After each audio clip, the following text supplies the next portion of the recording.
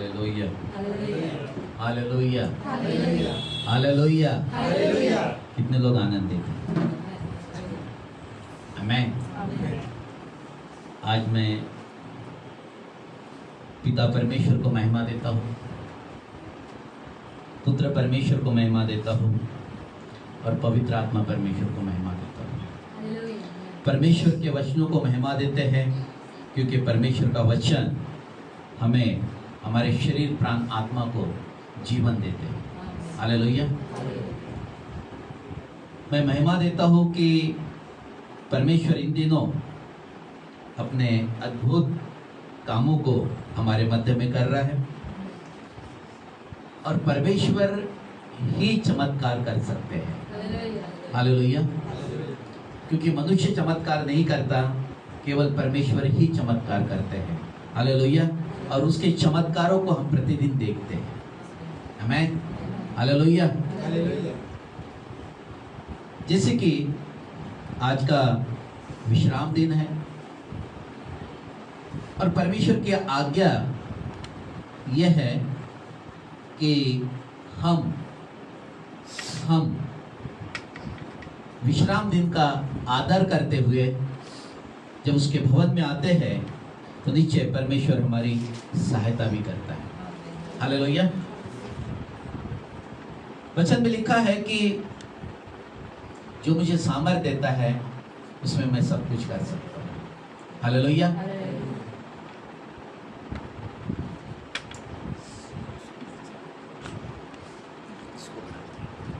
Sound ठीक है।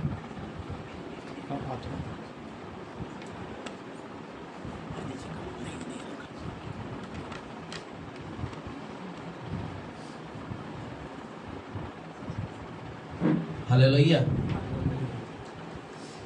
तो नीचे मसीह आज भी हमारा उद्धार कर सकता है। हालेलुया। मसीह आज भी हमारे पापों को क्षमा करते हैं और हमें उद्धार के जीवन में लेकर चलते हैं। आमीन। हालेलुया। आज हमारा महत्वपूर्ण विषय रहेगा भेंट। भेंट केवल हम लोग कुछ पैसा लेकर जा रहे हैं उसी को भेंट नहीं बोलेंगे।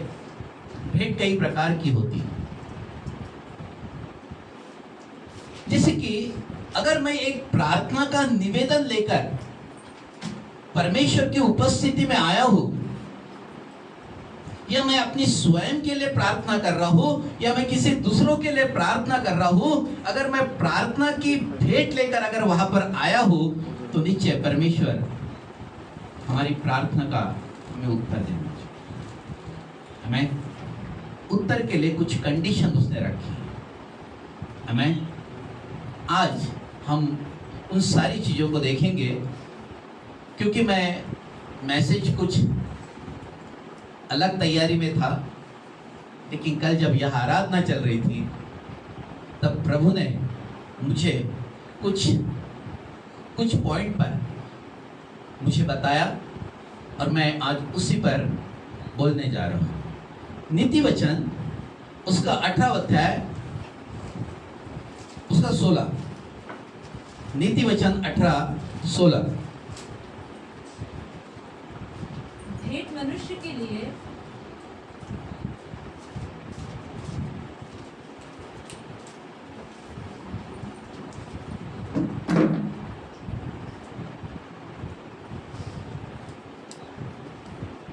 नीति वचन उसका 18 अध्याय वचन 16। एक जन कोई तो भी पढ़े। हाँ पढ़ी। भेंट मनुष्य के लिए हाँ। मार्ग खोल देती है। भेंट मनुष्य के लिए मार्ग खोल देती है और उसे बड़े लोगों के सामने पहुंचाती है। और उसे बड़े लोगों के सामने पहुंचाती है। एक बहुत सामर्थी वचन है। ये बहुत सामर्थी वचन है। भेंट मनुष्य के लिए मार्ग खोल देती है और उसे बड़े लोगों के सामने पहुंचाती है। आमीन। जैसे कि ये कैसे होता है? क्यों परमेश्वर अपने लोगों को नीचे से उठाकर ऊंचाई पर लेकर जाना चाहते हैं? क्यों परमेश्वर ने कहा मैंने तुझे पूछ नहीं पर तू सर रखा है, तू नीचे नहीं पर तू ऊंचाई पर जाएगा। जो नगर पहाड़ पर बसा हुआ है वो दूर से ही दिखता है। आमीन, हालेलुया। क्योंकि परमेश्वर ने पहाड़ी उपदेश में इसको बहुत महत्वपूर्ण समझाया। हालेलुया। एक वचन वहां पर भी लिखा है मत्ती 5 अध्याय में, मत्ती 5 अध्याय वचन 23। इसीलिए यदि तू अपनी भेंट वेदी पर लाए, इसलिए कि यदि तू अपनी भेंट वेदी पर लाए और वहां तू स्मरण करे, वहां तू स्मरण करे कि तेरे भाई के मन में तेरे लिए कुछ विरोध है, हाँ, तो अपनी भेंट वही वेदी के सामने छोड़ दे, हाँ, और जाकर पहले अपने भाई से मेल मिलाप कर और तब आकर अपनी भेंट चढ़ा। हालेलुया। यहाँ पर कुछ बातें परमेश्वर ने लिखी है मत्ती 5 में कि अगर तू अपनी भेंट वेदी पर लेकर जा रहा है, अगर तुझे ये महसूस हो रहा है कि मेरे मन में मेरे भाई के प्रति कुछ कड़वाहट हो, कुछ विरोध हो, तो भेंट वहीं पर छोड़ दे, भेंट वहीं पर छोड़ दे और पहले उस भाई के पास जा, उस भाई से क्षमा याचना कर, उस भाई को क्षमा कर, या तुझे क्षमा मांगना है तो तू उसे क्षमा कर, और उसके बाद में फिर उस वेदी के पास में आ और फिर भेंट चढ़ा, तो मैं उस भेंट को स्वीकार कर लूंगा। आमीन, हालेलुया। कदापि क्रोध, जलन, ईर्ष्या, घमंड, डाहा, ये सारी ऐसी चीजें हैं, ये ऐसी छोटी छोटी लोमड़ियां हैं जो हमारे अंदर में रहकर हमारी बहुत सारी आशीषें रोक देती है। हमारे अंदर की क्या करती है? सारी आशीषें रोक देती है। परमेश्वर ने दिया है, परमेश्वर ने स्वर्ग खोला है, परमेश्वर ने कहा मैंने अब्राहम की आशीष तुझे दी है, मैंने तुझे चंगा कर दिया है, परंतु समस्या वहां पर इसलिए बनी है क्योंकि मैंने उसे अभी तक उसको ग्रहण नहीं किया। हालेलुया। उसको स्वीकार करिए, ग्रहण करिए। प्रभु तेरा वचन क्या कहता है? मैं आज से तेरे वचन के ऊपर चलूंगा, आज तेरे वचन के आधार पर अपने जीवन को बिताऊंगा। प्रभु जैसा तेरा वचन कहता है कि क्रोध मत कर, तो नहीं करूंगा प्रभु। जितना भी क्रोध आता है मैं उसको पी लूंगा प्रभु। क्रोध सबको आता है, क्रोध किसको नहीं आता? आमीन। परंतु परमेश्वर ने कहा कि क्रोध न कर। हालेलुया। ये हम बोलते हैं छोटा क्रोध आ गया, इसने आपके पूरे सिस्टम को कितना हिला के रखा है, चाहे आत्मिक तौर पर चाहे शारीरिक तौर पर। आपका पूरे तरीके से आपको हिला दिया उसने, अंदर से लेके तो बाहर तक। एक तो परमेश्वर से अलग कर दिया पहले आत्मिक तौर पर, सेकंड उसने आपको बहुत सारे शारीरिक रीति में जो आपके शरीर के अंग है उसको कमजोर कर रहा है। वो क्रोध छोटी सी बात नहीं है, वो क्रोध आ रहा है, उससे बीपी जुड़ा हुआ है आपके क्रोध के साथ। वो हड्डियों का कैल्शियम उससे लीक हो रहा है, जल रहा है, आपकी हड्डियां सड़ रही, गल रही है वहां पर, आपको मांसपेशियों में तकलीफ आ रही है। आपने छोटा सा क्रोध किया है, और यही अगर कंटिन्यू चलते रहा तो ये एक बहुत बड़ी बीमारी का कारण बन जाएगी। हालेलुया। हम सोच रहे थोड़ा सा क्रोध हो। शरीर पाप के लिए नहीं बना था, शरीर बना था परमेश्वर की महिमा के लिए। आमीन। परंतु जब पाप जब उसके शरीर में प्रवेश कर चुका था, परंतु जब जब वो पाप जब शरीर के अंदर में आया और जब पाप का असर जब शरीर में आया तो वचन में लिखा है कि पाप की मजदूरी मृत्यु हो गई। हालेलुया।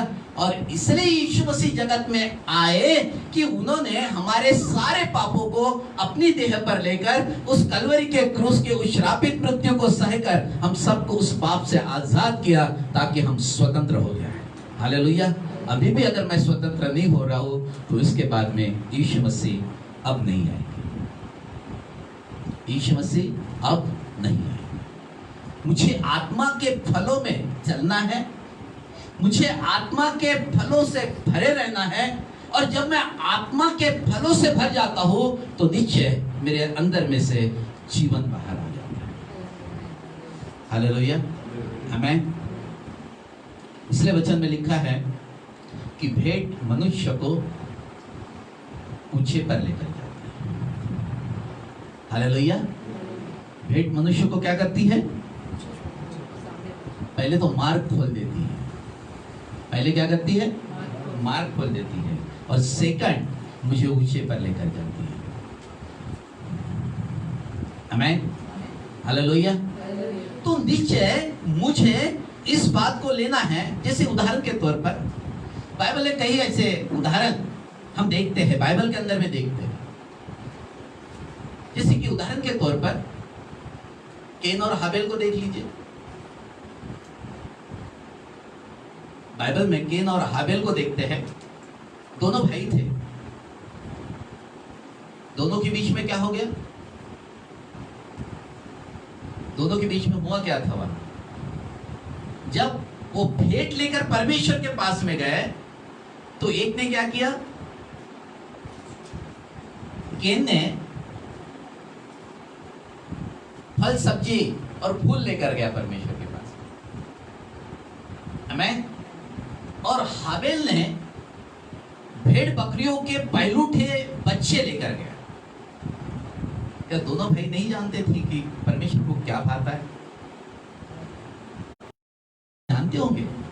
जब एक भाई लेकर जा रहा है भेड़ बकरियों के पहलूठे बच्चे, और दूसरा भाई लेकर जा रहा है फल सब्जियां, दोनों भाइयों को पता था कि परमेश्वर क्या चाहता है, परंतु उसने क्या किया? स्वीकार कर ली परमेश्वर। एक की भेंट स्वीकार कर ली, परंतु दूसरे की भेंट स्वीकार नहीं की। क्यों? क्या उसने कुछ चोरी की थी?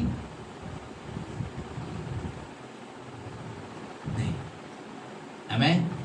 जो परमेश्वर को भाता है वही मुझे करना है। हालेलुया। आमीन।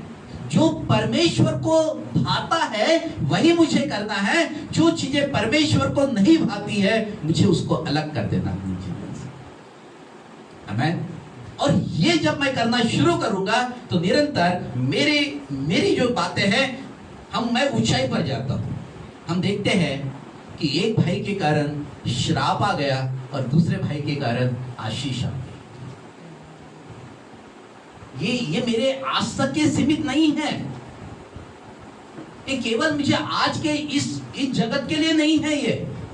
ये मेरे आने वाली पीढ़ियां इससे प्रभावित होने वाली है। जो चीजें मेरे अंदर में है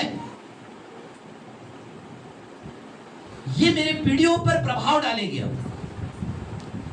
अगर मेरे अंदर में प्रेम है, मेरे अंदर में परमेश्वर की धार्मिकता है, मेरे अंदर में विश्वास है, मेरे घर में प्रार्थना का जीवन है, मेरे घर में आज भी आराधना होती है, मेरे घर के अंदर में परमेश्वर का वचन पढ़ा जाता है, तो निश्चय ये सारी बातें आपको आशीष की तरफ लेकर जाएगी और आपके बच्चों को भी आशीष की तरफ लेकर जाएगी। आपके लिए प्रार्थना करने की जरूरत नहीं पड़ेगी कि प्रभु मेरे बच्चों को संभालना, क्योंकि खुद परमेश्वर उसका स्वामी रहे। आमीन। जो नहीं बोया है तो निश्चय मुश्किल हो जाती है। हालेलुया। ये आने वाले बच्चों तक के बहुत सारे हम देखते हैं, बहुत सारे धर्मियों के बच्चे बिगड़ गए। बिगड़ इसलिए गए कि उन्होंने परमेश्वर के वचन को वचन को बाहर कर देते थे। आमीन। ये जो बातें हैं आपके पीढ़ी दर पीढ़ी को संवारने वाली बातें हैं। ये पीढ़ी दर पीढ़ी आपके ऊंचाई पर लेकर जाएगी। छोटा सा पाप मनुष्य के जीवन को नाश की तरफ लेकर, हालेलुया। और इसीलिए प्रियो, जब वचन जब बोलता है कि भेंट मनुष्य के लिए मार्ग खोल देती है, तो मुझे भेंट को अवश्य परमेश्वर के सामने लाना है। हमें यीशु मसीह ने, अगर बाइबल अगर पूरी देखते हैं, किस बात पर जोर दिया गया? पूरी बाइबल का निचोड़ क्या है? किस बात पर जोर दिया गया? प्रेम। बाइबल प्रेम पर आधारित है और उसका एक वचन है जो हम सब लोग जानते हैं, हम सब बच्चों को सिखाते हैं वचन, कि परमेश्वर ने जगत से ऐसा प्रेम रखा कि उसने अपना एक लौता पुत्र दे दिया, ताकि जो कोई उस पर विश्वास करे वो नाश ना हो परंतु अनंत जीवन प्राप्त करे। चलिए आज इसी के ऊपर में देखते हैं, थोड़ा सा वचन को खोल दीजिए। यूहन्ना 3 अध्याय वचन 16।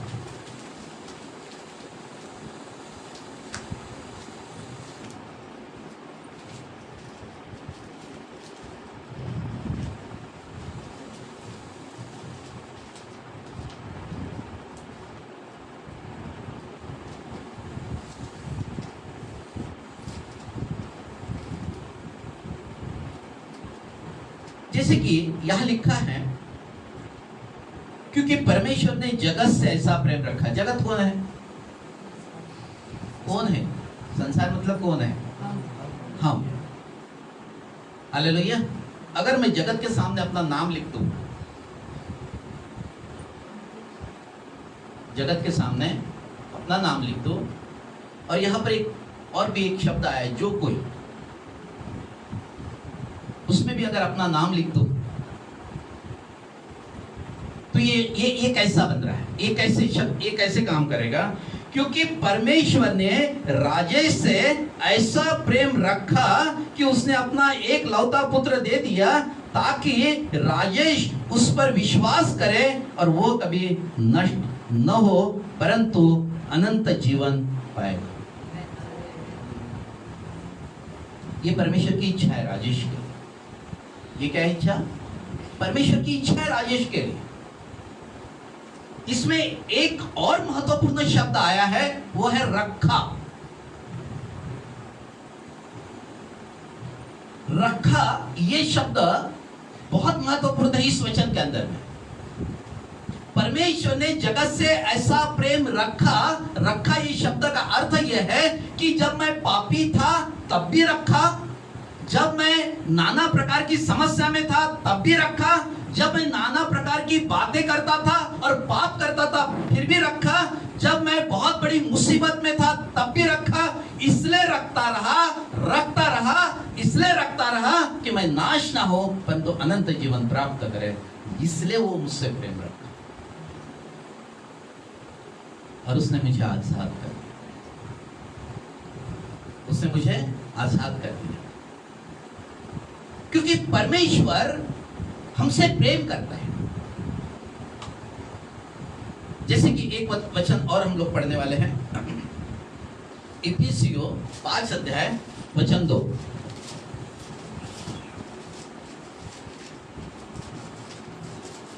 और प्रेम में चलो जैसा मसीह ने भी तुमसे प्रेम किया और हमारे लिए अपने आप को सुखदायक सुगंध के लिए परमेश्वर के आगे भेंट करके बलिदान कर दिया।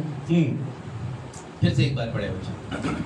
और प्रेम में चलो, और प्रेम में चलो जैसे मसीह ने भी तुमसे प्रेम किया। जैसे मसीह ने क्या किया? पहले हमसे उसने प्रेम किया। आगे। और हमारे लिए अपने आप को सुगंधदायक सुगंध के लिए परमेश्वर के आगे भेंट करके बलिदान कर दिया। हालेलुया। उसने क्या चलाया? एक भेंट चढ़ाई। अपने जीवन की भेंट उसने हमारे लिए चढ़ा दी। किसके लिए? क्योंकि हम नाश ना हो परंतु अनंत जीवन प्राप्त करें। हमें प्रेम में चलना है। अगर प्रेम अगर आपके अंदर में आ गया है उस मसीह का अगर प्रेम अगर आपके अंदर में आ गया है, आप क्रूस से बिल्कुल बाहर हो जाओ। आत्मा जब परमेश्वर का प्रेम जब अंदर में आ जाता है तो नाना प्रकार की समस्या, नाना प्रकार की तकलीफें हमारे अंदर में से दूर होनी शुरू हो जाती है, क्योंकि मसीह के प्रेम से हम भरे जाते हैं। हमारे जीवन को बदलने की ताकत रखता है प्रेम। हालेलुया। और प्रेम है वरदान, प्रेम है फल, आमेन। और वो फल को मुझे खाना है। हालेलुया। जब मैं उस प्रेम को खाता हूं या उस प्रेम के साथ में जब जुड़ जाता हूं और प्रेम के पीछे चलने लगता हूं तो निश्चय मुझे जीवन मिलता है। आमेन। प्रेम सब बातों की क्या करता है? अभी अगर उसमें कुरिन्थियों में अगर पढ़े, हम निकाले जरा, कुरिन्थियों क्या आता है?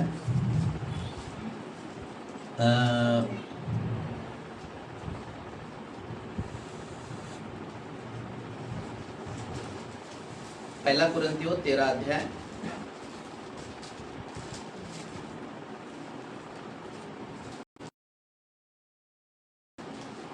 यहाँ पर एक प्रेम के बारे में परमेश्वर ने लिखा है।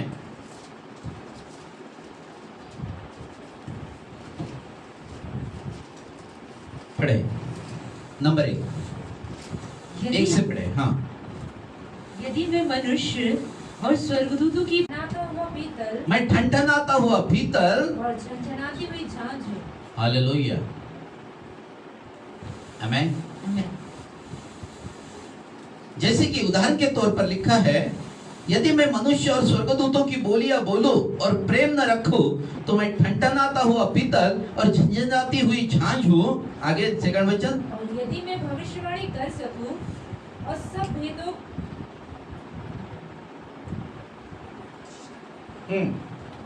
और यदि मैं भविष्यवाणी कर सकूं और सब भेदों और सब प्रकार की ज्ञान को समझूं और मुझ में यहाँ तक कि पूरा विश्वास हो कि मैं पहाड़ों को हटा दूं, परंतु प्रेम न रखूं तो मैं कुछ भी नहीं। यदि मैं अपने संपूर्ण संपत्ति कंगालों को खिला दूं या अपनी देह जलाने के लिए दे दूं और प्रेम न रखूं तो मुझे कुछ भी लाभ नहीं। आगे। प्रेम धीरजवंत है, प्रेम धीरजवंत है और कृपालु है, प्रेम कृपालु है, प्रेम डाहा नहीं करता, प्रेम डाहा नहीं करता, प्रेम अपनी बढ़ाई नहीं करता, प्रेम कभी अपनी बढ़ाई नहीं करता, और फूलता नहीं, प्रेम फूलता नहीं, वह अनरीति नहीं चलता, वो अनरीति नहीं चलता, वह अपनी भलाई नहीं चाहता, वो अपनी भलाई नहीं चाहता, जुलाता नहीं, हाँ, बुरा नहीं मानता, तो कर्म से आनंदित नहीं होता, परंतु सत्य से आनंदित होता है। वह सब बातें सह लेता है, सब बातों की प्रगति करता है, सब बातों की आशा रखता है, सब बातों में धीरज धरता है। आमेन। हालेलुया। जब मनुष्य के अंदर में आता है, प्रेम, एक बात बताओ, अगर क्रोध अगर आपके अंदर में आ रहा है, एक दिन आप अपने शरीर को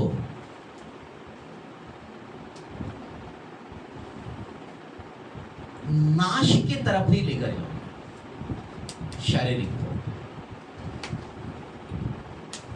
जो क्रोधी होता है, अभी बड़े बड़े जो खून होते हैं, बड़े बड़े जो शहरों के अंदर में खून वगैरह होते हैं, ये किसके कारण होते हैं? उसके पीछे कारण क्या है? क्रोध।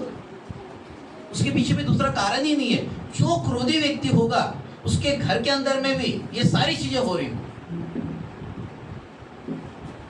क्योंकि क्रोध एक प्रकार का पाप है, और पाप जब घर में रहेगा तब मुझे भी वैसी ही इच्छा होगी, या तो मुझे अपने आप को नाश करने की इच्छा होगी या तो दूसरे के ऊपर में वार करने की इच्छा होगी। आमेन। हालेलुया। और इसीलिए क्रोध से हमें क्या करना है? बचे रहना है। आमेन। जैसे कि परमेश्वर का प्रेम एक विश्वासी परिवार था। ये परिवार के घर में जब मैं गया,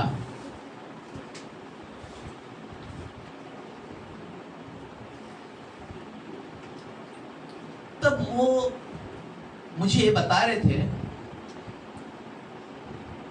कि जो मेरे जो पति है वो बहुत क्रोधी है। मैंने बोला ठीक है, तो आप क्या प्रार्थना कर रहे हैं उसके लिए, उनके लिए? बोले नहीं, मैं प्रार्थना उनके लिए नहीं करती। इसका अर्थ है कि आप भी क्रोध कर रही। इसका अर्थ है कि आप भी क्रोध ही कर रहे हैं। परमेश्वर ने लिखा है, वचन में लिखा है कि दूसरों के पापों के लिए क्या करो? प्रार्थना करो। आमीन।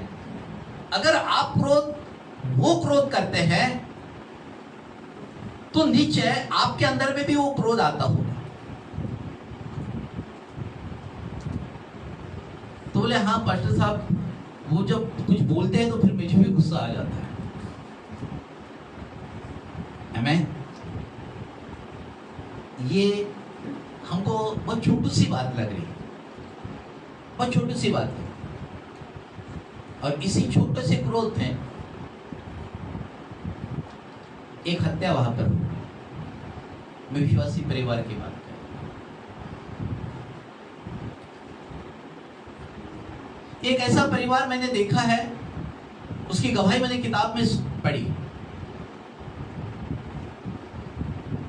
और वो परिवार जैसे कि वो बेटा जो है, बेटा किसी प्रकार के चोरी में पकड़ा गया, और जब वो बेटा चोरी में पकड़ा गया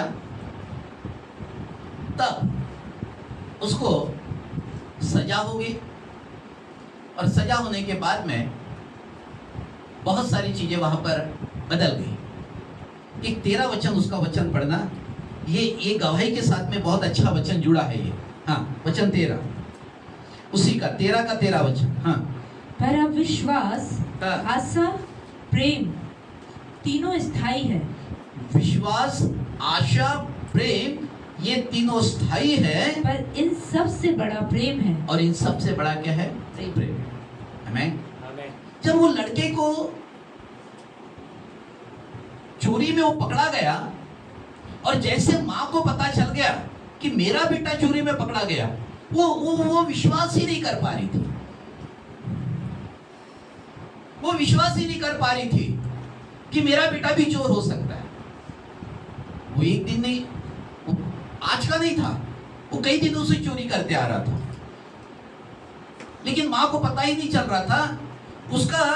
वो विश्वास ही नहीं कर पा रही थी कि मेरा बेटा भी चोर है। फिर उसने ये सोचा कि मैं कोर्ट में जाऊंगी और अपने बेटे को छुड़ा कर लाऊंगी वहां से। जब कोर्ट ने उसको सजा दे दी तो यहां लिखा है उसकी आशा भी टूट गई। पहले क्या टूट गया? विश्वास टूट गया। उसके बाद में जब कोर्ट ने सजा दी उसको, तो उसकी आशा भी टूट गई। परंतु वहां पर लिखा है विश्वास, आशा, प्रेम, ये तीनों स्थायी है, परंतु सबसे बड़ा प्रेम है।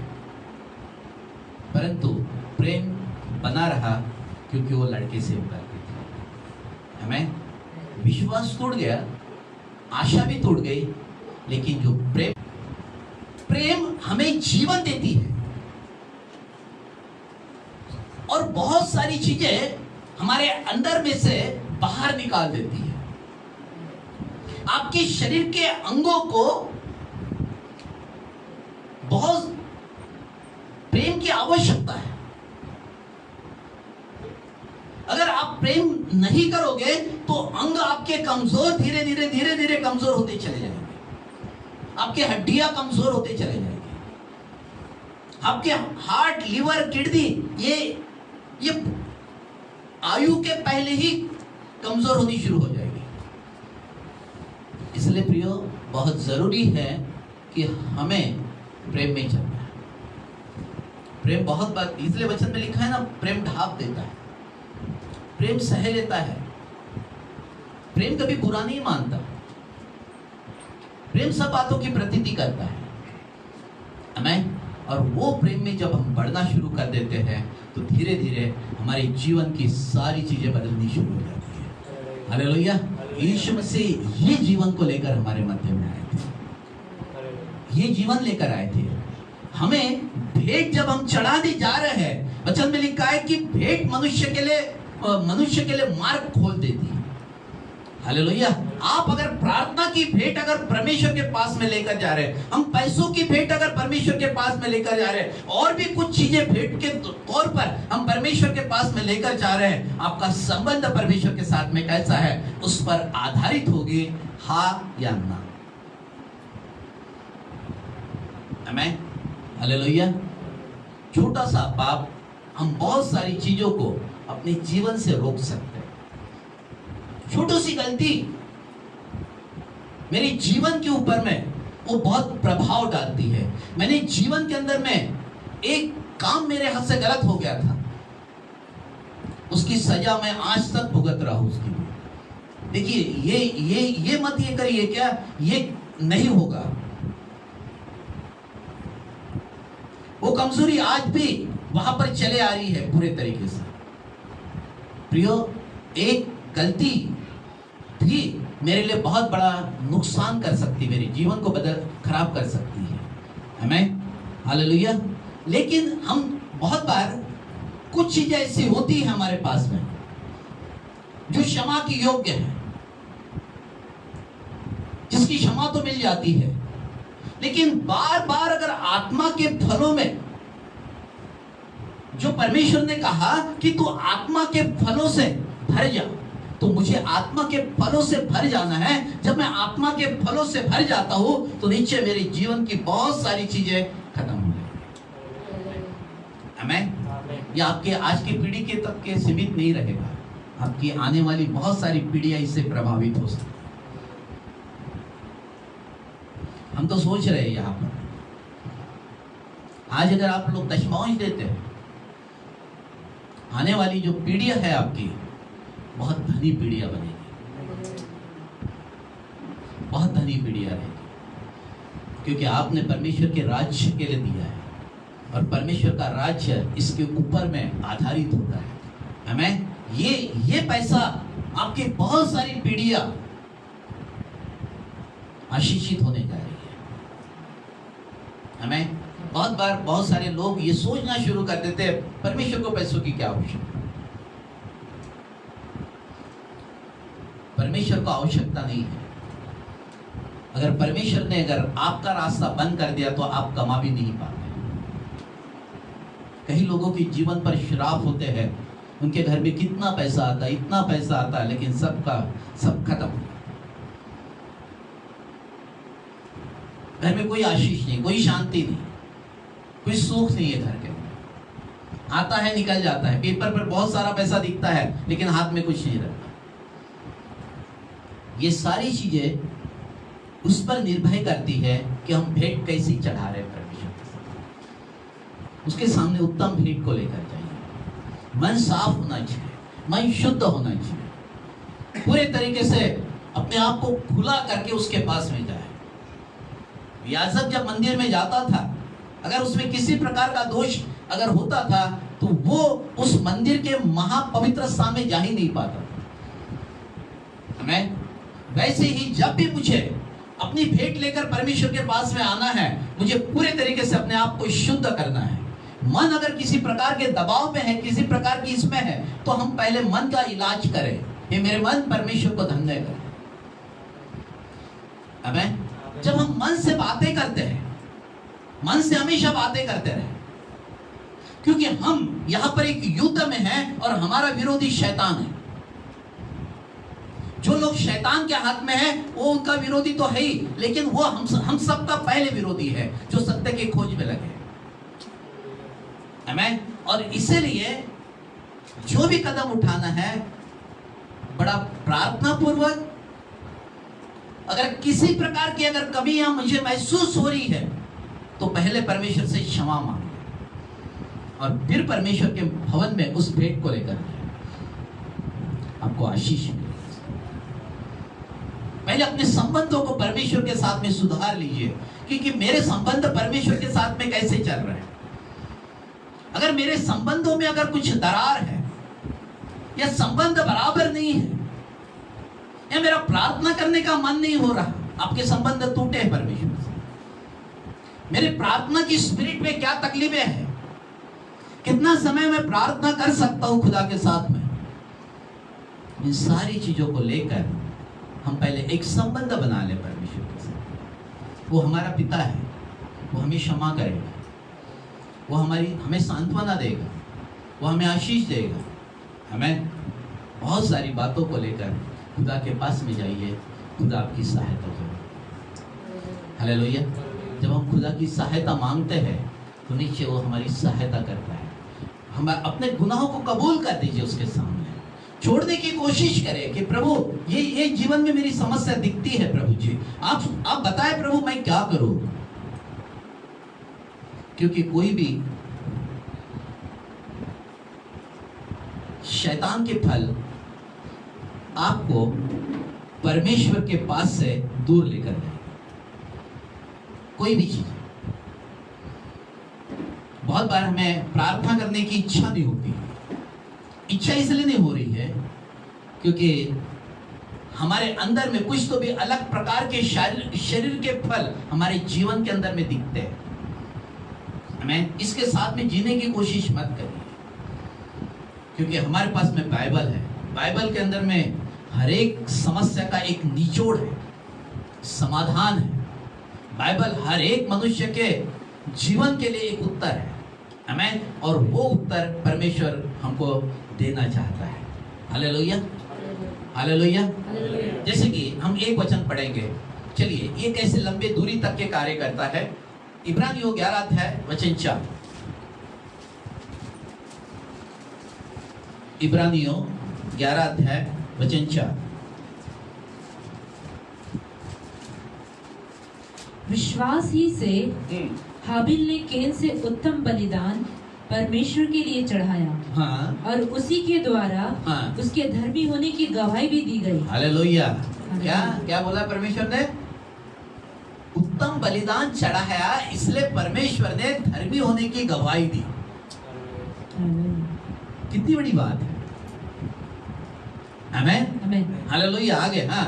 क्योंकि परमेश्वर ने उसकी भेंट के विषय में गवाही दी। हाँ। और उसी के द्वारा वह मरने पर भी अब तक बातें करता है। हालेलुया। आपके नाम का इतिहास लिखा जाए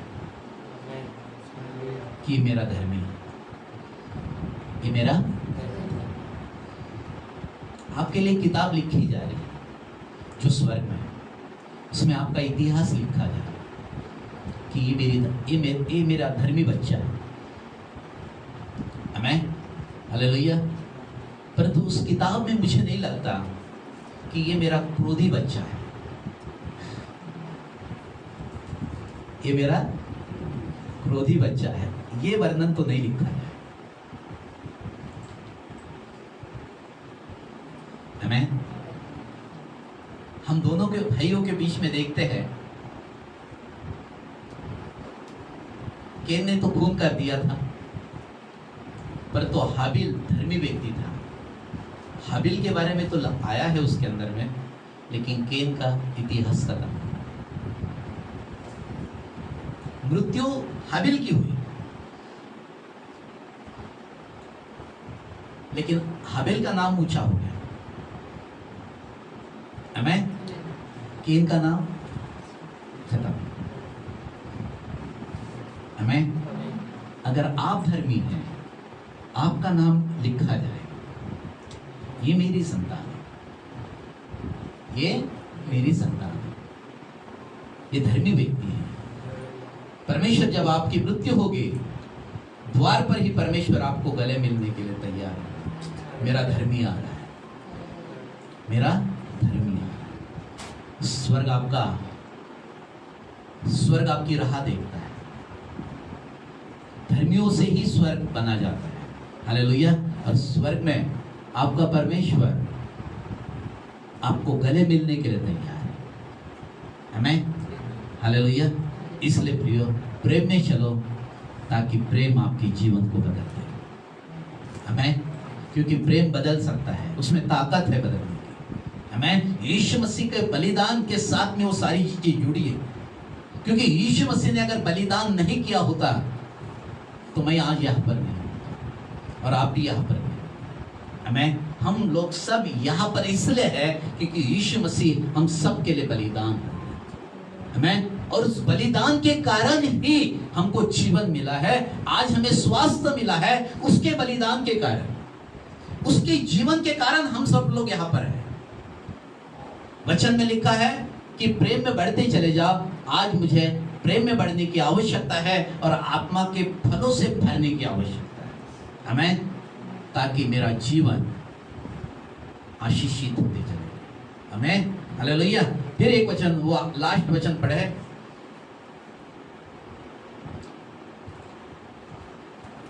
नीति वचन 18:16।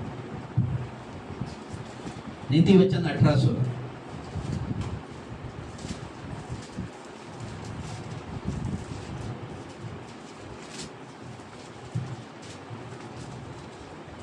पढ़े।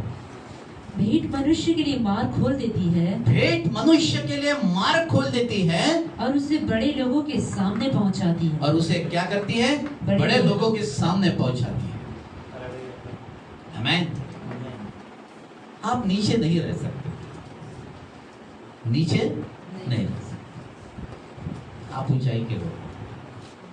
पहले मैं समझू तो कि मैं ऊंचाई पर रहूंगा। मैं प्रार्थना करता हूं, प्रभु आप महल में रहते, मैं झोपड़े में नहीं रहूंगा। पहले झोपड़ी की मानसिकता तो खत्म हो जाए, वो श्राप टूट जाए। प्रभु आप महल में रहते हैं, मैंने आपका महल तो नहीं देखा, लेकिन यहां पर इस संसार में मेरा घर महल के समान होगा। आमीन। इस स्थिति में रहे तो, क्योंकि परमेश्वर यही हमसे चाहता है। आमीन। और परमेश्वर की कोई लिमिट नहीं है, वो मुझे ऊंचाई पर लेकर जा सकता है। मैं कितना ऊंचे पर जाने के लिए तैयार हूं, ये मुझे ठहरा है, क्योंकि वचन में लिखा है कि परमेश्वर भेंट मनुष्य के लिए मार्ग खोल देती है और उसे बड़े लोगों के सामने पहुंचा देती है। आमीन। हालेलुया। हमें कोई भी भेंट देते समय हमारा व्यवहार परमेश्वर के साथ में बहुत अच्छा होना चाहिए। हम प्रेम से भरे होनी चाहिए, दिखना चाहिए कि खुदा को दिखना चाहिए कि नहीं ये मेरा धर्मी है, ये प्रेम से भरा रहता है। उस पर, उसके कंधों पर ही वो अपना बोझ रखे, उसके कंधे पर अपना बोझ रखेगा। बहुत सारे लोग सेवा के लिए तैयार हैं, सेवा के लिए आगे इसलिए नहीं आ पा रहे कि उसके कंधे कमजोर है। परमेश्वर उनके अंदर में वो चीजें नहीं देखता जो परमेश्वर को दिखनी चाहिए, वो दिखती नहीं। वो तो तैयार है। हमें और सबसे बड़ा फल है कि मेरे अंदर प्रेम। मैं लोगों की सेवा कैसी करता हूं, लोगों की तरफ कैसा देखता हूं, मेरे बोलने में क्या निकलता है, मेरे बोलने में कितनी मिठास है, ये सारी चीजें सेवा से जुड़ी है। ये बात, मैं कितना भी दुखी हूं, मुझे कितनी भी समस्या क्यों ना हो, लेकिन जब भी मेरे सामने अगर कोई व्यक्ति होता है तो मेरा व्यवहार उसके साथ में कैसा होता है। आमीन। हालेलुया। उस पर निर्भय होता है परमेश्वर की प्रेम, और उस पर निर्भय होता है कि परमेश्वर मुझे अपनी सेवा के लिए बुलाएगा या नहीं। आमीन। सेवा मैं खुद स्वयं भी कर सकता हूं, लेकिन वो थोड़े समय की रहे। आमीन। अगर परमेश्वर ने सेवा मुझे दी है तो काफी ऊंचाई पर ले, धीरे धीरे मेरा ऊंचाई पर जाना तय। आमीन। मुझे कोई नहीं रोक पाएगा। हालेलुया। इसलिए प्रियो, अपने आप को तैयार करें, और जब भी भेंट लेकर जाते हैं तो परमेश्वर ने जैसी चाहा है वैसा करने की कोशिश। हमें अपने संबंधों को पहले सुधार ले लोगों के साथ। किसी के भी साथ में अगर संबंध खराब हो गए, सुधार लीजिए। हमें जितना आप सुधार लेकर आएंगे उतना परमेश्वर आपके साथ में बातें करना शुरू करेंगे। हालेलुया। आइए प्रिय, हम अपनी आंखों को बंद करें। अगर आज जितने भी लोग फेसबुक पर देख रहे हैं या ऑनलाइन मैसेज सुन रहे हैं, मैं आप सभी को, मैं सभी के लिए प्रार्थना करता हूं।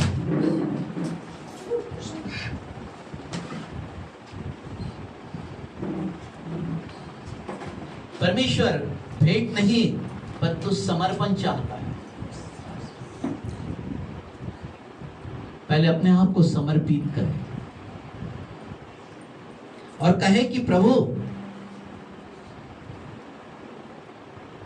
मैं जानता हूं मुझ में क्या कमियां हैं।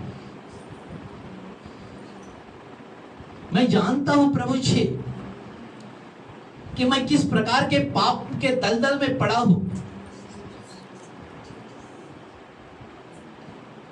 मैं जानता हूं प्रभु जी कि मैं आत्मा के फलों से वंचित हूं। हे परमेश्वर, आज मेरी सहायता कर, आज मेरी मदद कर, मेरी अगुवाई कर। मैं प्रभु इस दलदल में से बाहर आना चाहता हूं।